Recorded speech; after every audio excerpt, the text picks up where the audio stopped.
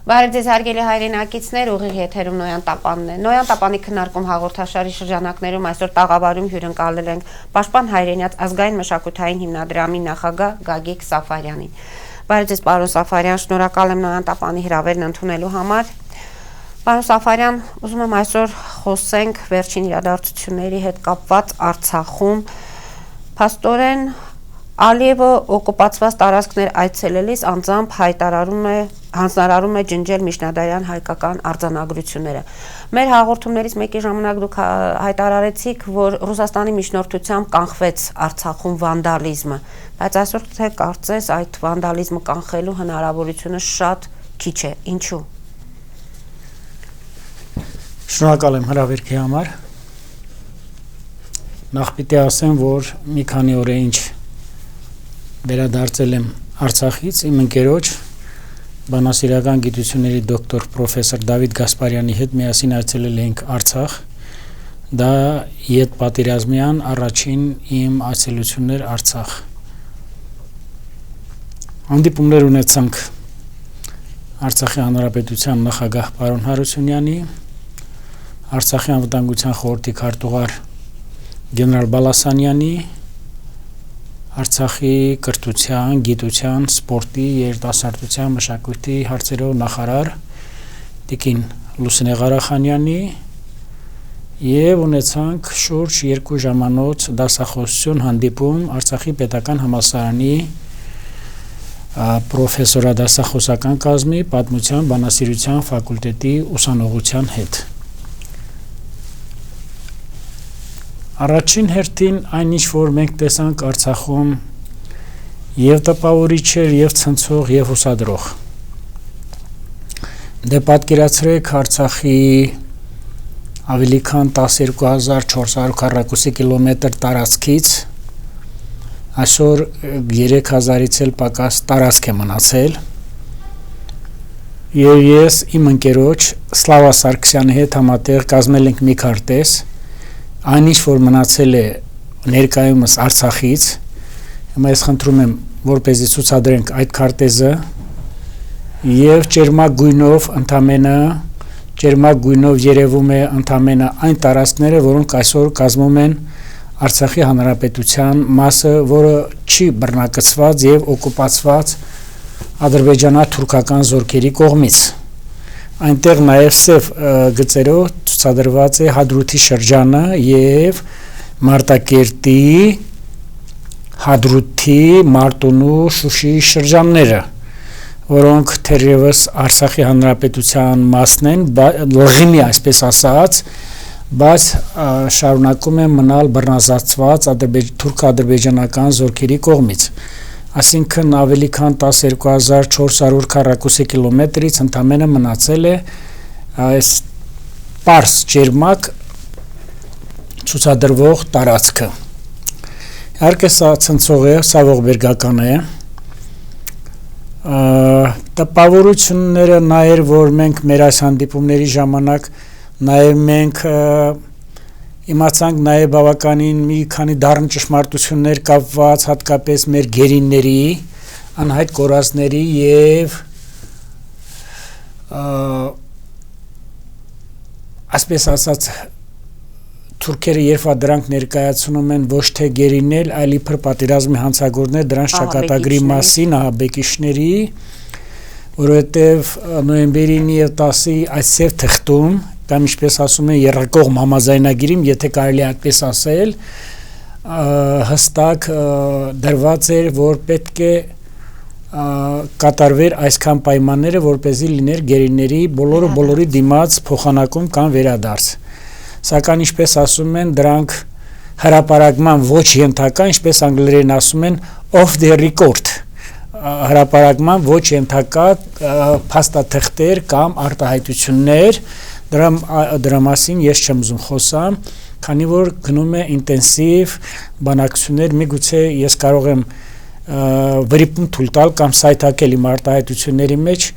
սակայն դա չի նշանակում, որ ես պետք է լռեմ, շուտով կգա նաև դրա մասին խոսալու ժամանակը։ Ոգևորիչ էր այն բանով, որ Արցախում կատարվել է 22-ից 22500 հեկտարի աշնանացան աշխատանքներ։ ոգևորիչ էր այն առումով, որ Արցախը ունի այսօր հսկայական անասնապահական անասնապահություն, գլխաքանակ անասունների, որը կարող է ինչ որտեղ մեծ մասշտաբով կերակրել իր բնակչությանը։ Ոգևորիչ է, որ Արցախցին այսօր պատրաստում է գառնանացան աշխատանքներին եւ ավելի քան 4-ից 5,000 մշակաբույսեր գտնվում են հենց այս պահին գտնվում են այդ ծավալուն աշխատանքների հողի մեջ փորելու այդ աշխատանքների մեջ 4-ից 5,000 հեկտարի չափով։ Ոգևորիչ է, որ կարծեք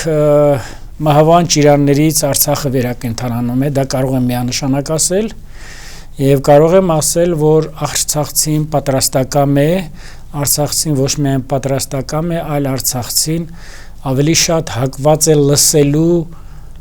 այն նորությունները եւ այն ծրագրերը եւ այն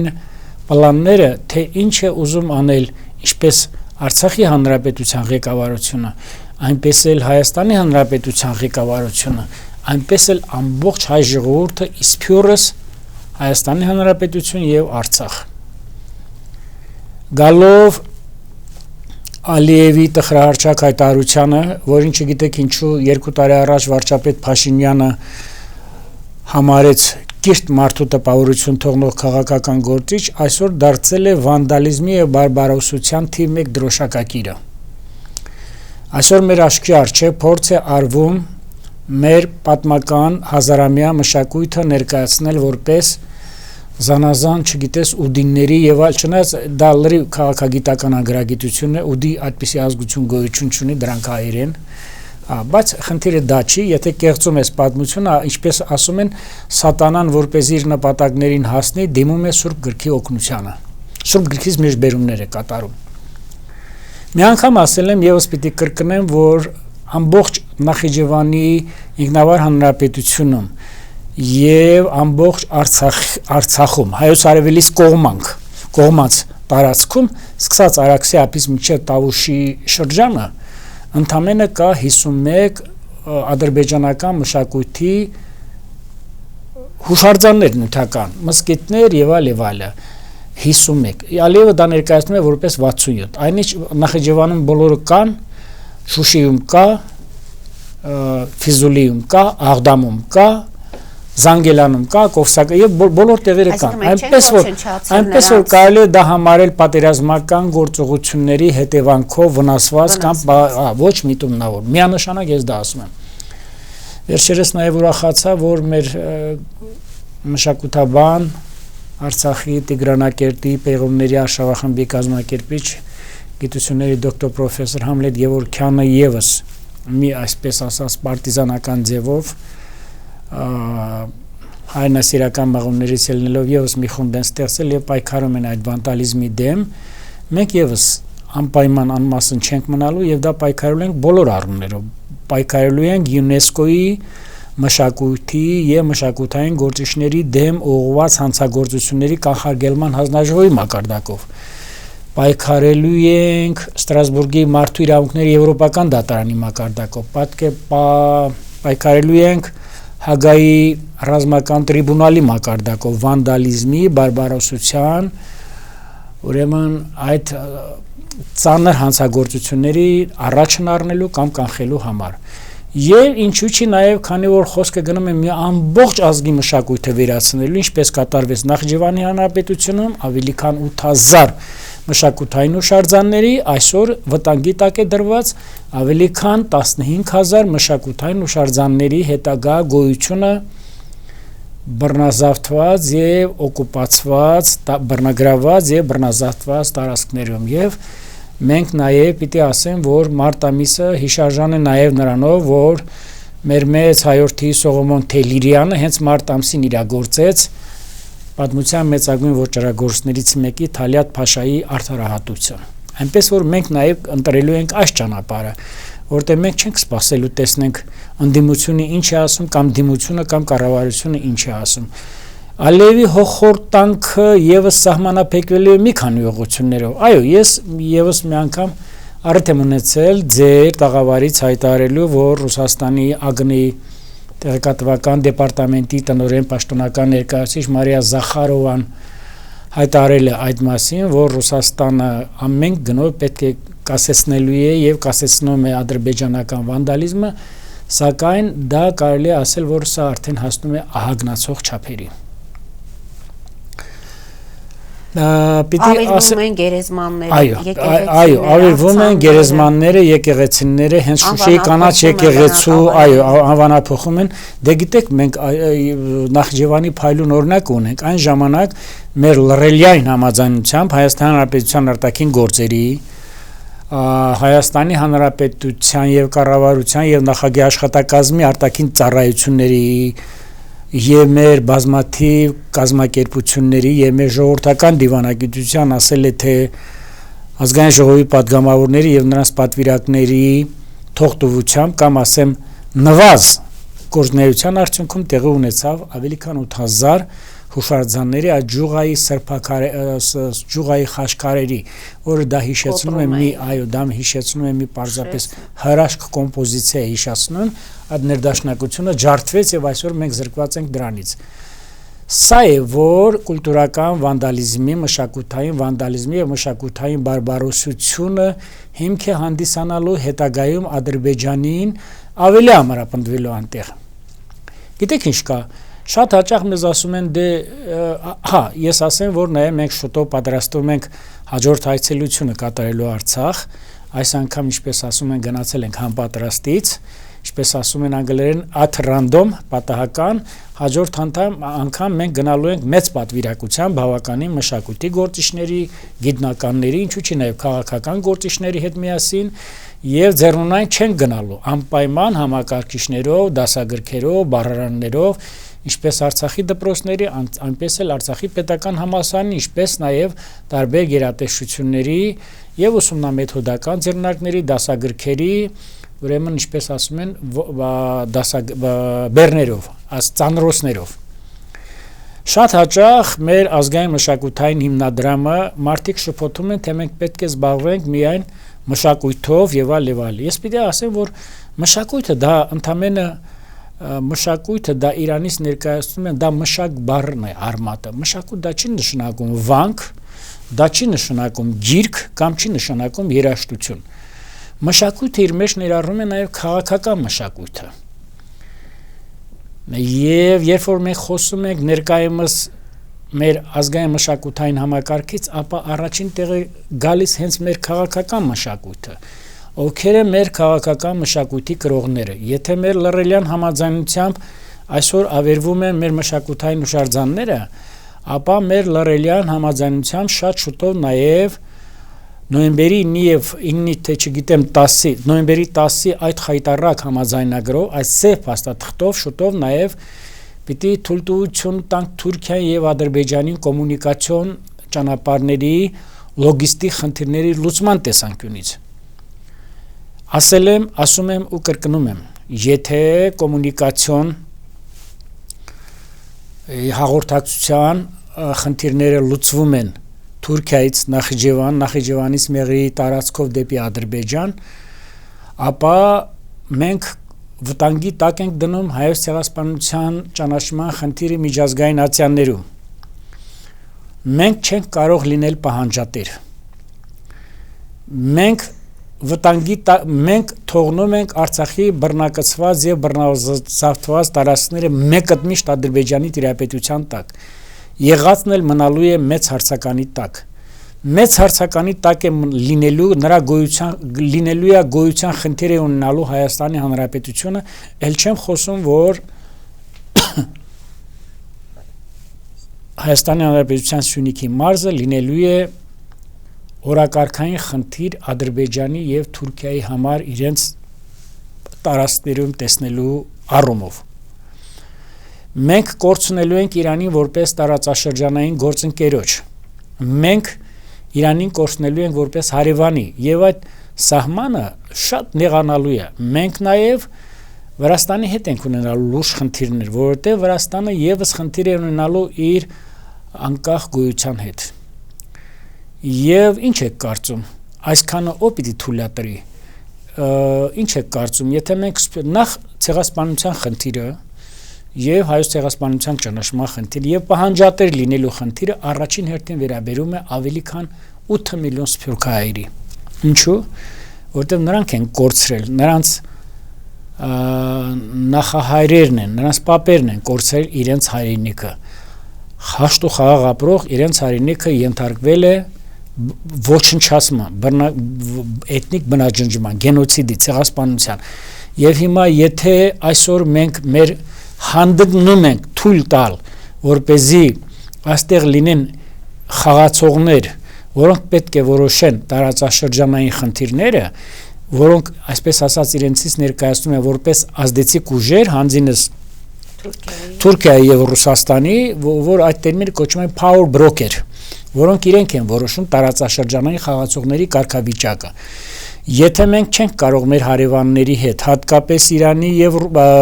Վրաստանի հետ հարաբերվել այնպես, ինչպես հարաբերվել ենք դարեր շարունակ եւ ինչպես պիտի հարաբերվենք որպես անկախ պետությունը անկախ պետության հետ, ապա ինչ է կարծում։ Մենք կարող ենք առաջ գնալ, իհարկե ոչ։ Մենք գտնվում ենք մի անդունդի մեջ։ Մեր հասարակությունը այսօր պիտի անդունդից վեր կենա։ Եվ մեր հասարակությունը ծայրահեղ բևեռացված է։ Լարվածությունը հասել է ամենաբարձր գագաթնակետի, հասել է ապեքսի։ Մի բևեռում ճամբարադրվել է ընդդիմությունը, մյուս բևեռում ճամբարադրվել է կառավարությունը, ամենավին էլ նպատակ չունենալով մտնել մատի մատանու արանքը, պիտի ասեմ, որ պիտի կանգ առնեն։ Սա մեզ չի տանելու ճիշտ ուղիով։ Գիտեք, համաշխարհային քաղաքակրթության, համաշխարհային քաղաքականության եւ քաղաքագիտության մեծագույն արժեքներից մեկը պատմությունից դասեր քաղելն է։ Իսկ դրանից ավելի մեծ արժեք պատմությունից դասեր քաղելու ունակությունն է։ Ինչպես ասում են այդ hindsight-ը, որ ներկայիս պրիզմայով նայելով անցյալը ճիշտ իմաստավորել եւ կարողանալ ցույց տալ վաղվա կամ ապագայի հեռանկարները, թեկուզ ոչ հստակ, բայց ամեն դեպքում սպառնալիք վերահաս վտանգներով։ Մեկը միշտ ասում են, որ մեր ժողովուրդը Սփյուռքում, Հայաստանում եւ Արցախում պիտի հենց այսօր, պիտի հենց վաղը վեր կենա եւ պայքարի կոմունիկացիոն, ուրեմն հաղորդակցության այս ճանապարհների վերաբացման ուղղությամբ։ Պիտի պայքարի լոգիստիկ խնդիրների լուծման դեմ, քանի որ դրանք հայ ժողովրդին ոչ մի լավ բան չեն խոստանում։ Այսինքն չպետք է բացվեն։ Բացարձակապես ես դա ասում եմ եւ շուտով հանկարծ հակառակ դեպքում մենք կարող ենք դարձյալ քննադատել կառավարությանը, որ կառավարությունը սա արեց, կառավարությունը 20 թվականի ամռանը արդեն ինքը կառավարությունը գիտեր եւ ընդդիմության բազմաթիվ գործիչներ գիտեին, որ շուտով սկսվելու է պատերազմը։ Ինչ եք կարծում։ Գլխավոր շտաբի պետը ներկայացել է, որ մենք պատերազմին պատրաստ չենք։ Ինչ եք կարծում։ Ընդդիմության բազմաթիվ քաղաքական գործիչներ ասում են, որ պատերազմը վերահաս է։ Եվ այսքանից հետո մենք իրար մեղադրել։ Ես ասեմ հետևյալը։ Պատերազմին մենք անպատրաստ դուրս եկանք։ Մենք ինչքան էլ այսօր մեղադրենք մեր քաղաքական կառավարությանը, մենք ունենք նաև խոցելի խնդիրներ մեր բանակում։ Սեպտեմբերի 27-ից մինչև նոյեմբերի 9-ը, անկեղծորեն եմ ասում, ես ոչ միայն եղել եմ ականատես, այլև եղել եմ մասնակիցը այն ապրանքների հայթայթման, ռադիոկապերի, ինչպես ասում են, փոխադարձ երկկողմանի փոխադարձ ռադիոկապերի, ռադիոսարքերի, այդ ուրեմն այդ վոկի-տոկիները, որ ասում են, ռացիաների, զրահաբաշխոնների, բրոնեժիլետների եւ այդ քողարկահակոստների, այդ կամուֆլաժների հայթայթման եւ արագ կերպով այն Արցախ հասցնելու համար։ Պատկերացնում եք ինչից եմ ես խոսում։ Ես դա կարող եմ, ասում եմ, ցանկացած տեղ ասել, որ մեր բանակը եւ մեր մոբը աշխարհազորայինները եւ կամավորները ունեցել են խիստ կարիք։ Չնայած վերջում ես պիտի շնորհակալություն հայտնեմ իմ ընկերներին, բայց նաեւ պիտի ասեմ հետեւյալը։ 1991 թվականին, երբ ավելի ինտենսիվ դարձավ Արցախում արդեն պատերազմական գործողությունները, երբ խորհրդային խռովությունից Գեկաչեպեից հետո Արցախում վերսկսվեցին պատերազմական գործողությունները Լեռնային Ղարաբաղում, մենք այդ պատերազմը սկսեցինք ճեղապարսատիկներով, ինչպես ժողովուրդը ասում է, ռագատկաներով, եւ մենք այդ պատերազմը սկսեցինք հրթիռաճ այդ կռուկ ականանետներով, դարձյալ պիտի ասեմ ռակետնիցաններով, բայց գիտեք ինչու մենք հաղթեցինք, որտեղ մենք համախմբված ենք, որտեղ մենք միաձուլ ենք, կարող եմ ասել քանի ջոկատներ են եկել Սփյուռքից, կարող եմ ասել Հայաստանի տարբեր շրջաններից չենք հասցնում ջոկատների ուղարկելը, այո, եւ ֆիդայական եւ պարտիզանական, ինչու՞ չի նաեւ ամեջապես 92 թվականի հունվարին կազմավորվեց մեր կանոնավոր բանակը, իսկ այսօր ես ասել եմ նորից եմ կրկնում, նույնիսկ կես տոկոսը մեր ժողովրդի կես տոկոսը այս վերջին Արցախյան գոյամարտին չի մասնակցել եւ այսքանից հետո մենք ուզում ենք հաղթանակներ ունենալ իհարկե այսքանից հետո ոչ թե մենք ունենալու ենք 5-6000 զոհ ոչ թե ունենալու ենք ավելի քան 250 գերի կամ մի քանի տասնյակ անհայտ կորածներ մենք ունենալու ենք ավելի ծանր դեպքեր սա է որ ես սթափության կոչ եմ անում երկու կողմերին անհապաղ նստել բանակցությունների սեղանի շուրջը անհապաղ նստել երկխոսության Սփյուռքի ներկայացուցիչների Արցախի ներկայացուցիչների, Հայաստանի ներկայացուցիչների եւ կառավարության եւ ընդդիմության ներկայացուցիչների հետ միասին եւ այդտեղ պիտի նաեւ մասնակցեն մեր երևելի քաղաքական գործիչները, մշակույթի գործիչները, հասարակության մեջ ազդեցություն ունեցող անհատները, այլապես ինչ է կարծում նույն մեր ժողովուրդը, ինչպես որ ես ասացի, պատմությունից դասեր քաղելու, ուրեմն կարողությունը կարծեք թե հարիր չէ մեր ժողովրդին կարծեք թե մեր ժողովրդի հետ աղերս չունի դուք չեք պատկերացնում մենք ինչ խայտառակ վիճակի մեջ ենք հայտնվել Գորիսի շրջանից երբ որ անցնում ենք դեպի Արցախի հանրապետություն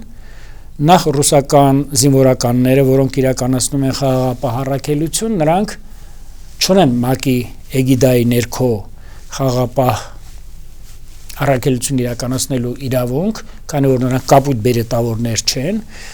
մի սահմռկեցուցիչ տեսարանի է ականատես լինում Քաշաթաղի,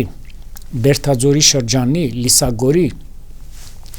Աղավնո գյուղի այդ հրաշալի տները, որոնք կառուցվել է հայ ժողովրդի կողմից, դուք պատկերացնում եք այսօր դա դառնալու է շների ու գայլաշների բաժինը։ Դուք պատկերացնում եք մենք չենք կարող այս ծանր ողբերգության կողքով անցնել ուրեմն աչք փակելով, անցնել լռելիային համաձայնությամբ։ Ես պիտի ասեմ, որ սա 15 թիվ է յուրովի կրկնությամբ։ Մի անգամ ասել եմ եւս պիտի ասեմ։ Այսօր մենք ուզում ենք մեր նպատակները, մեր ցանկությունները դնել Ռուսաստանի արտաքին քաղաքականության Այսինքն եթե ամփոփեմ ձեր միտքը, եթե մենք չհամախմբենք, մեզ նոր ցեղասպանություն է սպառնում։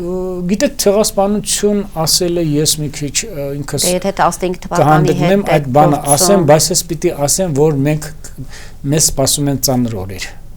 Մեզ սպասում է շատ ծանր օրեր, որը կարող է խարխլել մեր պետականությունը,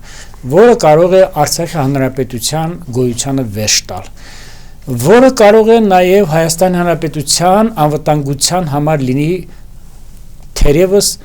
հարյուրամյակների ընթացքում մի վտանգավոր սպառնալիք։ Ասել թե այսպիսի գուշակություն առայժմ չեմ հանդգնում ասել, որովհետև ես ինքս նաև լավատես եմ, ես ինքս գիտեմ, որ մենք նաև պիտի ունենանք կոշտ գիծ, ինչպես ասում են hard line, կոշտ գծի կողմնակից։ Գիտեք, աշխարհում մի բան կա, որը չեն թաքցնում։ Ուրեմն Կանադայում Քվեբեկը իր Մոնրեալ կենտրոնով, Կատալոնիայում, Իսպանիայում Կատալոնիան իր Բարսելոնա կենտրոնով եւ Բասկոնիան իր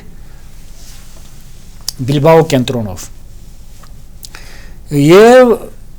United Kingdom Մեծ Բրիտանիայում Հյուսային Իռլանդիան իր Դուբլին կենտրոնով եւ իր մի այնպիսի կազմակերպությամբ ազգայնական, որը կոչվում է Sinn Féin Մենք ինքներս այդ կազմակերպությունը արդեն գոյատևում է ավելի քան 150 տարի նույնիսկ այդ կազմակերպության անդամներից մեկ առաջին աշխարհամարտի տարիներին ուրեմն Վիլսոնը եղել է Մեծ Բրիտանիայի Մեծ Բրիտանիայի ռազմական ուժերի գլխավոր շտաբի պետը, ադմիրալ Մարշալ Վիլսոնը, բայց նրանք միշտ պահել են իրենց գիծը։ Մենք այսօր գիծը չենք կարողանում պահենք, եւ դա գալիս է նրանից, որ խաթարված է մեր ազգային միասնությունը, որ մենք համախմբված չենք, մենք համերաշխ չենք։ Այն ատելությունը, այն սահմռկացուցիչ մոլեռանդությունը, որ տիրում է այսօր մեր ազգի մեջ, եւ քաղաքական երկնակամարում, եւ նաեւ բոլոր տեղերում, եւ կուզեք նաեւ դպրոցներում, եւ կուզեք նաեւ հասարակական վայրերում, դա մի անպատկերացնել։ Ես որ ինքս ավելի քան 3 տասնամյակ է գտնվում եմ այդպիսի իրադարձությունների մեջ, ես ինքս երբեք ականատես չեմ եղել այսպիսի մոլուցքի, այսպիսի ատելության, այսպիսի ինչ ասեմ, ես բառեր չեմ գտնում, սա ես բնութագրելու համար ոչ թե ես չեմ կարողանում բառապաշար չունեմ, այլ պարզապես այս մոլեռանդությունը, սա մեզ ուրիշ լավ բան չի խոստանում։ Եվ պատկերացնում եք, որ այդ երկրները, թվարկածս երկրները այսօր կարողանում են իրենց ազգային ինքնությունը պահպանել, ոչ միայն պահպանել, այլև բոլոր ատյաններում միջազգային կարողանում են առաջ քաշել իրենց ինքնուրույնության, իրենց ինքնավարության, ինչու՞ չէ նաև որոշ նահանգներ նաև սուվերեն գոյության խնդիրները։ Տեսեք ինչ է կատարվել 1921 թվականի մարտի 16-ի Մոսկվայի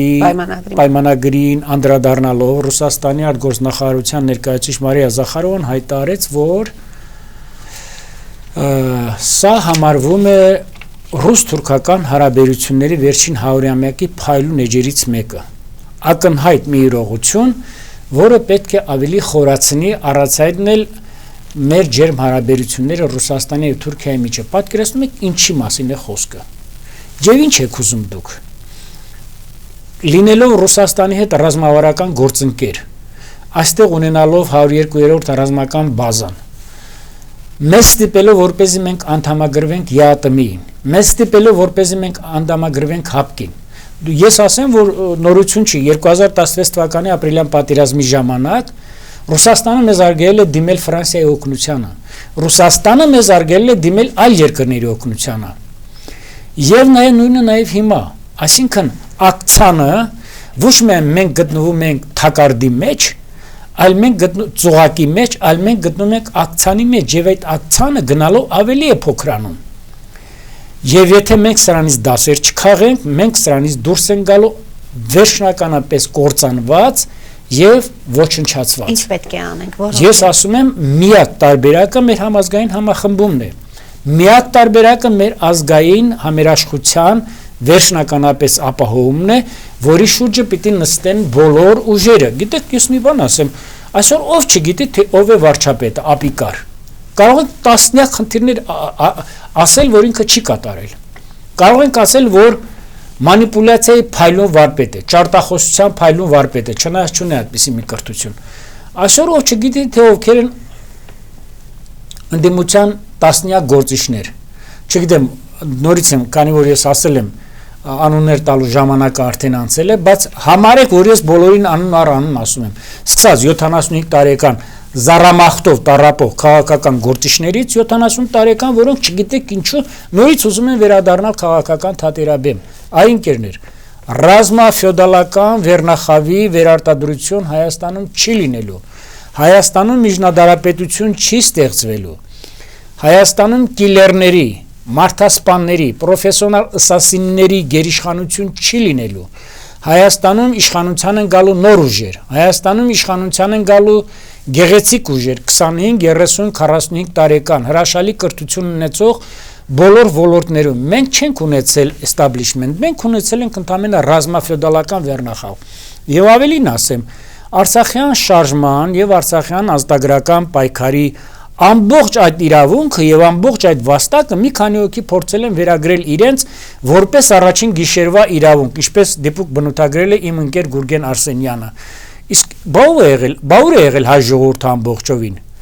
Բաուր է եղել այն միլիոնավոր մասսան, որ ոտքի է կանգնել։ Բաուր է եղել մեր ամբողջ հասարակությունը։ Բա վերջապես ուր ենք եղել մենք, անձամբ ես, որ եղել եմ Ղարաբաղ կոմիտեի հիմնադիր անդամներից մեկը։ Սա է, որ մեզ ստիպում է ասել, որ մենք պիտի մեր ամբիցիաները, ինքնասիրահարվածությունը մի կողմ դնենք, ցեղ շպրտելը մի կողմ դնենք, եւ ես այսօր էլ համոզված եմ, որ ինչքան շուտ մենք նստենք բանակցությունների համերաշխության սեղանի շուրջը, մեր խնդիրները մենք կհաղթահարենք շատ արագ կերպով։ Առաջ գնալով ասեմ, որ քանի որ ես խոստացել եմ մի երկու բան պիտի ասեմ անպայման, այսօր մեր երկրում զանազան օտարածին կազմակերպություններ եւ օտարերկրյա ուրեմն միավորումներ կատարում են լրտեսական գործունեություն։ Մենք վերջերս տեսանք, որ մարտի 9-ին տեսանք, որ UNICEF-ի ներկայացուցիչ Մարին Քլարկ Հաթինգը զբաղվելով այդպիսի գործունեությամբ նրա մանդատը Հայաստանի Հանրապետության կառավարությունը կասեցրեց լիազորությունները։ Վերջերս տեսանք, որ նաև Իհակի Մինսկի խմբի գործող նախագահ, Շվեդիայի արտաքին գործերի նախարար, ուրեմն Աննա Լինմանը, երբ որ ժամանեց ինչպես Բաքու, այնպես էլ Երևան, հանդիպում ունեցավ ուրեմն Ան Լինդեն հանդիպում ունեցավ եւ Բաքվում արտաքին գործերի նախարար Ջեհուն Բայրամովի հետ եւ նաեւ Լեռնային Ղարաբաղի ադրբեջանական համայնք հասարակական կազմակերպության նախագահ Թուրալ Բաբաշահ Օղլի Գանջալիևի հետ։ Դուք հասկանում եք սա ինչ է նշանակում։ Ընդամենը 20000 կամ 25000 ադրբեջանական համայնք, որը ապրել է երբևիցե Լեռնային Ղարաբաղում, ունի կազմակերպություն եւ այդ Թուրալ Բաբաշահ Օղլի Գանջալիևը համարվում է Ադրբեջանի այսպես ասած ազգային ժողովի Միլի Մեջլիսի պատգամավոր եւ ներկայացնում է ԵԱՀԿ-ի պատվիրակությունում ադրբեջանական ԵԱՀԿ-ի հանձնաժողովում ադրբեջանական պատվիրակությունը։ Մենք ունենք ավելի քան 600,000 փախստական գաղթական առավել եւս Շահումյանի ու Դաշկեսանի Խանլարի շրջանի մեծ հատվածը Գետաշենի երթաշրջանով մենք նույնիսկ Հայաստանի Հանրապետությունում չունենք մի պատգամավոր այնտեղից ընտրված, որ արտահայտի մեր խորհրդարանում նրանց շահերը։ Ամենևին էլ չնսեմացնելով մեր ազգային փոքրամասնությունների կողմից պատգամավորներ ընտրված մեր ազգային ժողովում եւ ասորիների եւ քրդերի եւ եզդիների, սակայն նաեւ ես կոչ եմ անում, որպեսզի մենք այս սպասվելիք խորհրդարանում անպայման տեղ տանք ավելի քան 600,000-անոց փախստականների ներկայացուցիչներին, այլապես նորից եմ կրկնում, սա կլինի համահայկական մեծ անջրպետ։ Առանցեն էլ այս անջրպետը խորանում է, քանի որ ես խոստացել եմ այդ թեմայով չխոսամ, ես դրա մասին կխոսամ հետագայում։ Եվ ինչ է կատարում։ Ռուսաստանը այսօր հանգիստ կերպով, անթաքույց կերպով պահանջում է, որպեսզի ճանապարհները շրջափակումը վերացվեն, պահանջում է կոմունիկացիոն նոր ուրեմն խնդիրների իրականացում, պահանջում է լոգիստիկ նոր ուրեմն տարածքներ եւ այլ։ Բանից դուրս է գալիս, որ 1920 թվականին, 21 թվականին պայմանագրի կողմ հանդիսացող Չիչերինը 1920-40-ական թվականի Ռուսաստանի խորհրդային միության արտաքին գործերի նախարար Մոլոտովը եւ նույնիսկ երկրի ղեկավար Ստալինը խորհրդային միության ավելի հայամետ են, քան այսօր Պուտինը։ 1945 թվականին եւ 46 թվականին Պնդում եք, որ Պուտինը հայամետ չէ։ Չէ, խնդիրը նրա մասին է, որ այսօր Ռուսաստանը կուլ է գնացել ուրեմն Թուրքիայի եւ Ադրբեջանի նենգասպառնալիքին։ Դա կապված է առաջերտին Ղրիմի հետ, դա կապված է նաեւ առաջերտին այն մեծ խնդրի հետ, որ մենք չկարողացանք ապացուցել միջազգային ատյաններում, քանի որ մենք չունենք դիվանագիտություն, մենք ընդհանրապես ունենք բարձր մակարդակի տուրիստական այցելություններ, բարիզ բուն իմաստով, մենք չկարողացանք ապացուցենք, որ այդ ազատագրված տարածքները ամբողջովին պատկանում են մեզ, եւ անմիջապես դրան այդ նենգասպառնալիքով կարողացան Պուտինի արչեւ դնել խնդիրներ։ Ես ամենևին էլ երբեք ոչ մի անգամ, նախ ես ինքս էությամբ ասեմ, որ պրոռուս եմ, էությամբ ես այդպիսին եմ, բայց ես տեսնում եմ նաև ճշմարտությունը, ես տեսնում եմ նաև անսքող եւ դաժան իրականությունը, եւ ասում եմ, որ այո, Նույնիսկ խորհրդային միության ժամանակ 1945 թվականին Պոզդամի կոնֆերանսի նախօրյակին օգոստոսի 7-ին եւ դրանից հետո 1947 թվականին, երբ որ հիմնադրում էր ՄԱԿ-ի հիմնադիր անվտանգության խորհրդի հիմնադիր փաստաթուղթը, ուրեմն Մոլոտովը արտաքին գործերի նախագահ Թուրքիայի արտաքին գործերով նախարար Թուրքիայի Հասան Սակային, այնուհետև Նուման Մենեմենջի Օղլիին հայտարարել է, որ եթե ուզում եք խորհրդային միությունը ձեր հետ ունենա բարի դրացիական հարաբերություններ, ապա դուք պետք է խորհրդային միությանը զիջեք Կարսը, Արդահանը, Օլթին եւ այլ։ Այսինքն երկու անգամ դա հայտարարեց։ Իսմեթինյուն օրվա նախագահին հայտարարեց Ստալինը Պոզդամի կոնֆերանսի նախօրյակին, որ խորհրդային միությունը որպեսզի շարունակի իր բարի դրացիական հարաբերությունները Թուրքիայի հետ, քանի որ Թուրքիան գիտեք երկրորդ աշխարհամարտի տարիներին կազմում էր ֆաշիստական Գերմանիայի հետ առանձին կոալիցիա եւ հայտարարեց, որ անպայման պետք է այդ տարածքները զիջի խորհրդային միությանը եւ գիտեք, ես չեմ ուզում այդ պատմության անդրադառնամ եւ պիտի ասեմ, որ այդ տարիներին 1950 թվականին օրվա նախագահ Ջալալ Բայարը այց կատարեց Մոսկվա եւ 2-3 օրվա այցի շրջանակներում կարելի ասել այդ թնջոկը վերածվեց հօգուտ Թուրքիայի Հանրապետության։ Այս սա է, որ մենք պատմությունից դասեր չենք քաղում։ Այս սա է, որ մեր պետական կառույցները կարծեք կարգվածահար արված վիճակում են։ Տեսեք, Միացյալ Նահանգների պետքարտուղարը խոսում է հայ-ադրբեջանական թնջուկից պատասխանում է արտաքին գործերի նախարարի խոսնակը։ Ալիևը խոսում է բարբարոսությունից, վանդալիզմից պատասխանում է արտաքին գործերի մամլո խոսնակը։ Իհարկե ՅՈՒՆԻՍԵՖ-ի ներկայացուցիչը լրտեսության համար մեղադրվում է, պատասխանում է մամլո խոսնակը։ Զանազան, չգիտեք ինչեր են կատարում, այստեղ պատասխանում է մամլո խոսնակը։ Գերիների հետ կապված, որ կատարվում է մարդկության դեմ ուղղված երբեմնի դաժան հալածանքներ, պատասխանում է մամլո խոսնակը արտաքին գործերի։ Գիտեք, դուրս է գալիս, որ մեր երկրում գլխավոր շտաբը չկա, ազգային անվտանգության ծառայությունը չկա, արտաքին գործերի նախարարը չկա, կառավարության եւ նախագահ աշխատակազմի արտաքին հարաբերությունների բաժինները չեն զբաղված։ Դուրս է գալիս, որ մեր երկրում բոլորին պատասխանում է Աննա Նաղդալյանը։ Եթե այդպես է, եկեք բոլոր ծառայությունները վերացրեք, թողեք զբաղվի միայն արտգործնախարարության մամլո խոսնակը։ Իհարկե, ես ամենևին ստվեր չեմ ուզում գցեմ այդ մեր հոյակապ աղջանակի աշխատանքներին, առավել եւս որ ես իրեն ճանաչում եմ եւ գիտեմ ինչպիսի ջանասիրությամբ է նա իր գործը կատարում, բայց այսպես չի լինի։ Մենք այսօր չգիտենք թե որ կառույց որտեղ է եւ որ կառույց ինչով է զբաղված, կապված է բանակի հետ եւ կապված շատ խնդիրների հետ։ Նորից եմ կրկնում, մեզ սպասում են ծանր օրեր, ծանր փորձություններով լի ժամանակահատվածում ենք ապրում եւ եթե մենք չկարողանանք դրա դեմը առնել, գնալով ավելի է խորանալու։ Ես ՅՈՒՆԻՍԵՖ-ի այդ լրտեսի գործունեությունը այստեղ, որին անմիջապես արձագանքեց ՄԱԿ-ի մամլո խոսնակը Ստեփան Դուգարին, որ նա այդպես չէ եւ այլ, ես ավելի վատ կանխազգացում ունեմ։ Արտաքին քաղաքականության եւ հետախուզության մեջ ռազմական կա մի գաղտնի հետախուզության ոլորտ, որը կոչվում է մշակութային լրտեսություն, cultural espionage,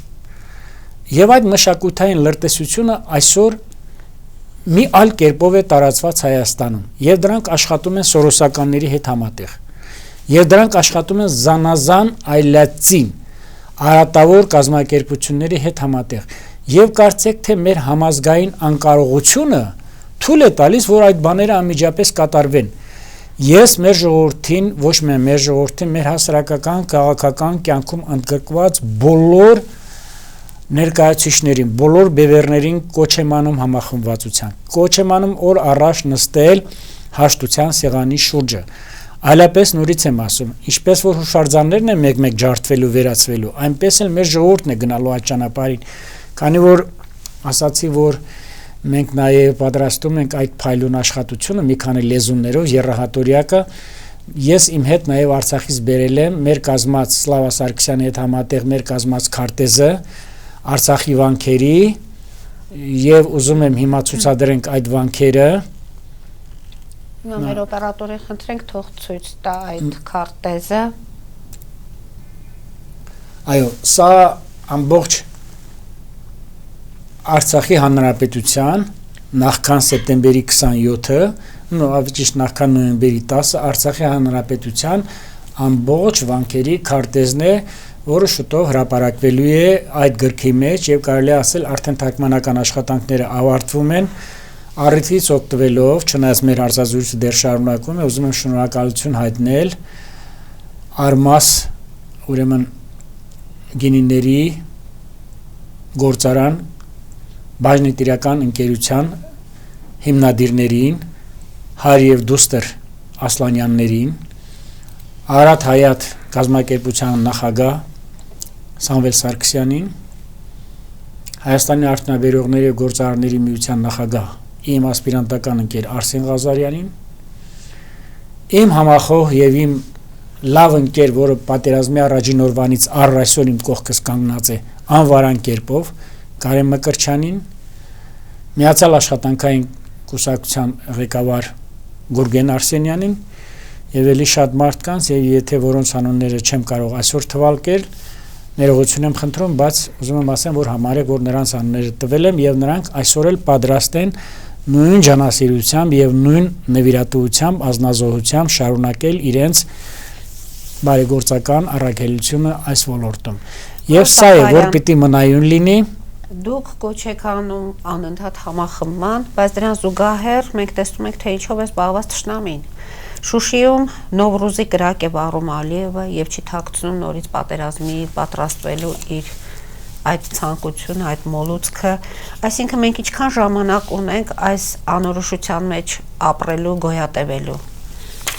Այն ծանր օրերի մասին, որ դուք հիմա խոսում եք։ Չէ՞ որ միջև այդ ծանր օրերը հիմա էլ է մեզ համար դժվար ժամանակներ։ Ինչքան կարող ենք դիմանալ այս ամենին։ Ես չեմ ասել, որ մենք խոսում ենք համազգային համերաշխության մասին եւ համազգային համերաշխությունից հետո կարող է Ալիևը նույն ձևով դա շարունակել։ Ադրբեջանական հատուկ ծառայությունները այսօր տեսնում են մեր երկրում ինչ է կատարվում։ Թուրքական հատուկ ծառայությունները այսօր տեսնում են մեր երկրում ինչ է կատարվում։ Եվ այդ ամեն ինչը արդյունք է ավելի շատ մեր բզկտվածության, այդ ամեն ինչը արդյունք է մեր անկարողության։ Այդ ամեն ինչը արդյունք է կներեք, ես այս բառը պիտի ասեմ, բայց պարտավոր եմ ասելու, մեր իշխանատենչության։ Արդյունք է մեր կառավարության ապիկարության, ասել եմ ու շարունակում եմ կրկնել, այսօրվա մեր կառավարությունը քաղաքական արկածախնդիրների կառավարություն է։ Այսօրվա մեր հասարակության մեջ խոր կերպով արմատավորվել է ատելությունը, միմյանց չզիջելու վերաբերմունքը, միմյանց հանդեպ ցեղ շպրտելը, բա ինչ եք ուզում, այսօրվա այսպիսի պայմաններում, բա ինչ պիտի աներ Ալիևը, այսպիսի պայմաններում, եթե նա իմանում է ինչ է կատարում այստեղ, բա ես ասում եմ, մենք պետք է Սփյուռքի հետ անպայման այս հարցը բարձրացնենք, գիտեք, այն ինչ որ վերաբերվում է Հայաստանի տարածքով, միջանցք տալը, այսպես կոչված, միջանցք տալը, միջազգային մակարդակով, օտար, ես նույնիսկ ասեի թշնամի պետություններին, դա նշանակում է Հայաստանի անկախության սպառնալիք, վտանգ։ Եվ դա ինչ է կարծում, կարելի է անել առանց համաժողովրդական հանրաքվեի, ես հարցնում եմ, ինչ է կարծում, այսքանից հետո, եթե մի կառավարություն պիտի որոշի, որ թույլատրում է այդ կոմունիկացիոն շարանը Հայաստանի տարածքով, սրանից հետո մենք ինչպես կարող ենք խոսել Հայաստանի վաղվա օրվա մասին։ Այդ ժամանակ եւ Նովրուզի կրակը կվառվի եւ տասնյակ մեջետներ կկառուցվեն նորից դարձյալ բռնազավթված տարածքներում եւ չեմ ասում լրիվ կավերվեն, ել չեմ ասում մեր բնակչությունը եւս կրկին կընթարկվի էթնիկ քլինինգի, էթնիկական բնաջնջման։ Բա եթե նորից եմ կրկնում, այս կառավարությունը դեռևս ասում եմ թմբիրի մեջ է, դեռևս չի հասկանում ինչ անում եւ հիմա էլ արդեն նոր խայծ է մտել մեր հասարակության մեջ ընտրությունները եւ գիտեք ինչ էս ընտրությունները մեզ ուր պետք է տանեն այս ընտրությունները այո ես համոզված եմ որ եթե նստեն ընդհանուր սեղանի շուրջը եւ անցկացնեն մաքուր թափանցիկ ընտրություններ եւ ասել եմ կրկնում եմ եթե այս ընտրությունները պիտի լինի ընդգրկուն բոլոր խավերի բոլոր մենք ասենք գիտեք ինչ ասում են Հայաստանի Հանրապետությունը պիտի միայն այն մարդը ընտրվի պատգամավոր ովքեր ունի այսքան տարվա բնակության իրավունք եւ այլ իսկ ով ասել որ մենք չպիտի ունենանք Սփյուռքից առնվազն 10 պատգամավոր ով ասել որ մենք չպիտի ունենանք մեր փախստականների եւ գաղթականների շահերը արտահայտող պատգամավոր բա ինչու մենք պատերազմի ժամանակ հավաքեցինք առավել քան 170 միլիոն դոլարի չափ դրամ եւ այդ ամենը եւ ուղարկվեց ռազմաճակատ եւ մուտքագրվեց բյուջե դա դեռևս այլ հարց է որ ինչու այդպես արվեց բայց ինչու ենք մենք նորից դիմում մեր սփյուռքայերին Ռուսաստանում բնակվող եւ Միացյալ Նահանգներում ու Եվրոպայում բնակվող մեր բազմամիլիոն հայրենակիցներին դարձյալ օգնության խնդրով եւ ինչ է կարծում եք թե Սփյուռքին մենք պետք է օգտագործենք որպես անընդհատ փող տվող որպես դոնոր որպես ստնտու ոչ էլ Հայաստանի Հանրապետության քաղաքացուն մենք պիտի օգտագործենք որպես թնդանոթի միս, ինչպես ասում են cannon fodder, չի լինելու դա։ Այո, արդեն մեր ժողովուրդը, քանի որ մեր ժողովրդին այս ատելության մոլուցքը բերում է նաև մի հատվածին այն կեղծ համոզմանը, որ հազիվ Արցախից կպրծնենք եւ մեր զավակները այլևս Արցախում չեն ծառայելու։ Սա ես պիտի ասեմ մի հրեշավոր մտայնություն է, որը առաջ է եկել դեռևս 1990-ական թվականներին Լևոն Տեր-Պետրոսյանի իշխանության տարիներին եւ այսօր այդ բանը կարծեք թե ուզում է շարունակվի եւ ես ուզում եմ նորից կոչեմ այն զառամյալ մարդիկ որոնք քաղաքականության մեջ եղել են 30 տարի առաջ որոնց կարելի ասել արդեն թևակողում են 70 եւ 80-րդ տասնամյակները պարզապես ասում եմ ամոթ է սթափվեք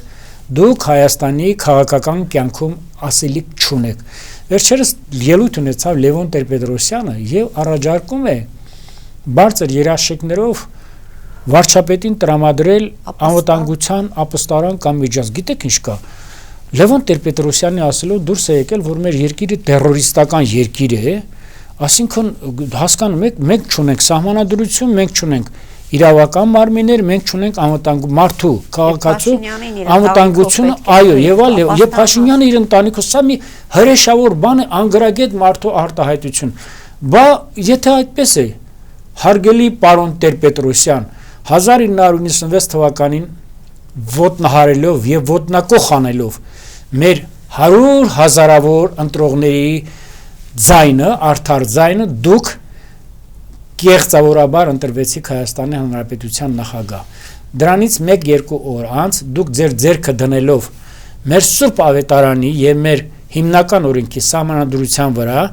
երթում տվեցիք որ պահելու եք մեր ժողովրդի անվտանգությունը եւ Հայաստանի Հանրապետության անխախտելիությունը եւ 1998 թվականի փետրվարի սկզբին հայտնի ուժերի ճնշման ներքո հակասահմանադրական կերպով ապօրինաբար դուք հրաժարվեցիք Հայաստանի Հանրապետության նախագահի բարձր պաշտոնից դուք իրավունք ունեք այդքանից հետո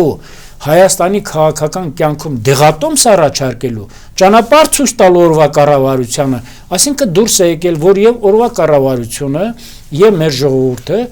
մենք այսօր գտնվում ենք մի այսպես ասած բանդանների իշխանության ներքո մեր երկիրը դարձել է խուլիգանների կամ մարդասպանների երկիրը որտեղ պետք է ճանապարհ տան չգիտեք թե ճանապարհ տալ ես գիտեմ որ դա միայն օրենքով է լինում դա լինում է միայն սահմանադրությամբ դա լինում է միայն դատարաններով պատկերացնում եք դրանք հրեշավոր բաներ են եւ դա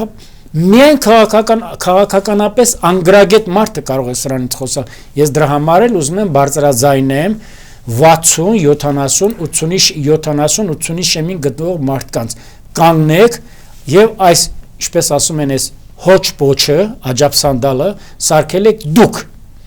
դուք ճանապարհ չունեք գալու ձեր ճանապարհը վերջացած է չի լինելու դա comeback չի լինելու նախորդ իշխանությունների comeback չի լինելու որոնք չեն պատկերացրել հայ ժողովրդի ազգային մշակութային արժեհամակարգը, որոնք չեն պատկերացրել պետական կառավարման նրբությունները, եւ նաեւ չի լինելու վերարտադրություն օրվա ուրեմն այս իշխանությունների, չի լինելու ինչու համար, որովհետեւ նրանք անիրազեկ են, որովհետեւ նրանց համար մեր ազգային հիմնախնդիրները գերակա ուղղություններ չեն, ռազմավարական այլընտրանքից դուրս խնդիրներ չեն, քանի որ նրանք չեն տիրապետում իրենց գործին, նրանք չեն կարողացել գրեթե 3 տարվա մեջ վերակառուցել մեր պետական ավականին, նրանք այսօր առաջ են քաշել անզիջում պայքար մեկը մյուսի դեմ, հասարակության մեջ սերմանում են մոլուցք, անհաշտ թշնամություն եւ զանազան այլադավան հիմնադրամների կողմից ուրեմն լափամաններից, կերատարաշտերից օգտվում են եւ այսօր իրենք սպասարկում են օտար տարբեր կազմակերպությունների, ինչու՞ չի նաեւ տարբեր պետությունների եւ նույնիսկ դեռևս ներքին ձայնը սոշում է ինձ ասել, որ կարող է նույնիսկ նաեւ թշնամի պետությունների շահեր, որը չի բացառվում։ Եվ պարոն Սաֆարյան, եւս մեկ անգամ այս հարթակը օգտագործելով դուք կոչ եք անում համախմբման, կոչ եք անում նստել սեղանի շուրջ բանակցությունների, ներքաղաքական մեր իրավիճակը կայունացնելու, քանի որ այս անկայունությունից օգտվում է թշնամին եւ մեր սահմանները, ինչպես նաեւ Արցախը ամեն րոպե կարող են ենթարկվել։ Կարելի ասել նույնիսկ ես ոչ թե կոչ եմ անում, այլ ես ասում եմ օրվա հրամայականը սա է, այլ ճանապարհ լինել չի կարող։ Ես համոզված, ես ոչ գելափ եմ, ոչ էլ չգիտեմ exit poll կազմակերպության ներկայացուցիչ եմ, ոչ էլ արտահայտում եմ նրանց կարծիքները, բայց ես գիտեմ մոտավորապես ընդհանուր կոնտուրներով, ուրվագծերով գիտեմ, թե հունիսի 20-ին ինչ արդյունք կարող է գրանցել մեր հասարակությունը։ Ինչ արդյոք։ Մոտավորապես հասկանալի է, որ լինելու են եւ նրանք եւ սրանք ինչ տոկոսային հարաբերությամբ սա ելք չի։ Սա չի թեթևացնելու մեր ներազգային լարվածությունը։ Սա գագաթնակետից չի իջեցնելու այն ծանր վիճակը, որում գտնվում է մեր ժողովուրդը։ Ուստի առաջնահերթ կերպով մենք պիտի ոչ ասենք կոմունիկացիոն խնդիրների լուծմանը Հայաստանի տարածքով։ Սա վերջնականապես վտանգելու է Հայաստանի անկախությունը։ Սա վերջնականապես վտանգելու է Հայոց ցեղասպանության միջազգային ճանաչումը եւ մեր միլիոնավոր հայրենակիցների պահանջատեր լինելը։ Սա վերջնականապես Արցախի բռնակցված տարածքները թողնելու է Ադրբեջանի տարածքի մեջ եւ վերջնականապես Արցախի անկախությունը դրվելու է հարցականի տակ։ Նորից եմ կրկնում, նորից եմ ասում, մենք պիտի կողմնակից լինենք կոշտ դիրքի քաղաքականության։ Մենք առավել քան 12 միլիոն հայությամբ կարող ենք գնալ այդ ճանապարհով, ինչպես ասացի, hard line, կոշտ դիրքերից վարող քաղաքականություն, որը մեզ կտանի դեպի եւ Արցախի ճանաչում, կտանի եւ Հայաստանի Հանրապետության հուսալի անվտանգության ապահովություն, Հայաստանի անկախության անվտանգ հետագա գոյություն, այլ պայմաններում, նորից եմ կրկնում, ցանկացած այսպիսի մի հարց,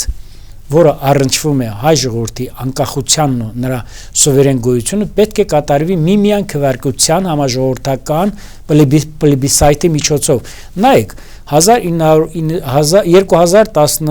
2013 թե 14 թվականին օրվա նախագահը ստորագրեց ԵԱՏՄ-ին անդամակցելու պայմանագիր առանց համաժողովրդական քվեարկության, որը ստորադասում էր մեր ժողովրդի, մեր պետականության ինքնուրույնությունը։ Այնուհետև անդամակցեցին ՀԱՊԿ-ին եւ պատերազմների ժամանակ ՀԱՊԿ-ը չմիջամտեց այս պատերազմին։ Եվ 102-րդ ռազմաբազայի տրամադրումը, տեղակայումը այստեղ եւս մեր անկախությանը, մեր սուվերենությանը խանգարում է։ Եվ ոչ մի անգամ մենք չենք դրել համաժողովրդական քվեարկության։ Չեմ ուզում ես տարբեր փաստերից խոսամ, նույն Պերմյակովի կողմից այդ սպանության դեպքը եւ այլ, դրանք ընդամենը էպիզոդներ են։ Բայց ես ասում եմ, այն ինչ որ մենք ասում ենք Ռուսաստանը էս լավ քայլը արեց կամ մենք ուզում ենք սա անենք, սրանք այսպես ասած էֆեմերիալ, պահի տակ, վաղանցիկ նշանակություն ունեցող դեպքեր են։ Սրանով մեր ազգը չի կարող առաջնորդվի։ Մենք մեր հարևանների հետ, մենք մեր դարավոր ռազմավարական գործընկերոջ հետ պիտի վարենք հավասարի քաղաքականություն այն պայմանագրի սկզբունքներով, որը կնքվել է 1997 թվականի օգոստոսին։ Իսկ դրա համար անհրաժեշտ է, որպեսզի ազգը համախմբված լինի, եթե մենք Սփյուռքում, Հայաստանի Հանրապետությունում եւ Արցախում չհամախմբվենք, եթե մենք հանդես չգանք միասնաբար արտաքին թշնամու դեմ ամբողջ մեր ներուժով, ես ասում եմ, մենք դատապարտված ենք հավերժական կործանման։ Նորից պիտի ես ասեմ, եւ այդ կործանման ճանապարհին թիմ մեկ խնդիրը պիտի լինի Արցախը։ Հայաստանի Հանրապետություն եւ Արցախը այսօր դարձել են մի ոսկոր մեծ թուրանի ճանապարհին։ Եվ ես ուզում եմ դարձյալ ավարտելով իմ հարցազրույցը մեջ բերեմ մեր հրաշալի հայորդի քաչ Մոնտե Մելքոնյանի խոսքերը, մի քիչ, այսպես ասած, ձևափոխված։ Եթե մենք կորցնենք Արցախը, ապա մենք կկորցնենք մեր պատմության վերջին էջը։ Ոչ, եթե մենք կորցնենք Արցախը, եթե մենք թույլ տանք ճանապարհների, թույլ տանք այս կոմունիկացիոն խնդիրների իրականացումը, մենք կկորցնենք ոչ թե Արցախը, մենք կկորցնենք Հայաստանի Հանրապետությունը եւ մենք կփակենք վերջնականապես մեր ժողովրդի պատմությունը։ Հուսանք, որ չի լինի, կհետևենք զարգացումներին, պարոն Սաֆարյան, լավատես լինենք։